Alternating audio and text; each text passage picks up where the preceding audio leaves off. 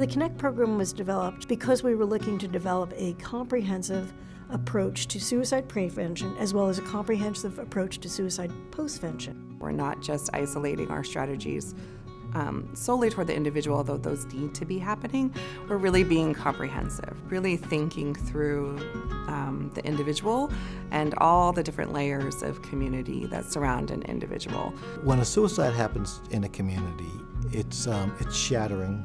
That's not the best time to make important decisions. And so it's important to have plans already in place that you can rely upon. But the Connect program really brings in how this has impacted the law enforcement agency, your faith community, your workplace, if it's a school, the students, the social workers, the educators, administration. And it allows us to take a look at how we're addressing an organization or a school, a community. We started in New Hampshire. As funding came out federally and a lot of initiatives, we got called to go to places all around the country and then all around the world. And we've been implementing it in amazing, diverse settings, and it's found to be adaptable, community-driven, and very effective. When they give these presentations, they can reference these stories from the South or from the West or from Europe. When they can share these anecdotes, I think it makes the training connect, sorry, no pun intended, connect that much better. We very much are a community-led and driven approach. So we get to know a community before we even go and work with them.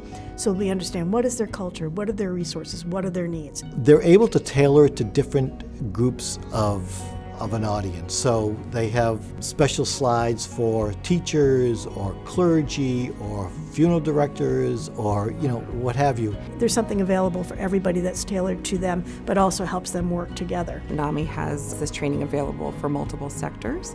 So just to name a few, social services, the community helper, which is kind of like a gatekeeper training, law enforcement, schools, healthcare, mental health care. I think, the best thing for me is that it is a tailored look at what we do for suicide. It is a tailored look at how we respond to it. It is a tailored look at how we control ourselves, our own responses to it. They've done a lot of good work in making Connect real for different audiences, and I think that makes a big difference. It's an excellent program, and it's so inclusive and so community-based that I think it really provides a tremendous value, not only to where I am in first responders, but to everybody involved. We really owe it to ourselves and to our community to do everything we can to try to minimize the number of suicide deaths that occur.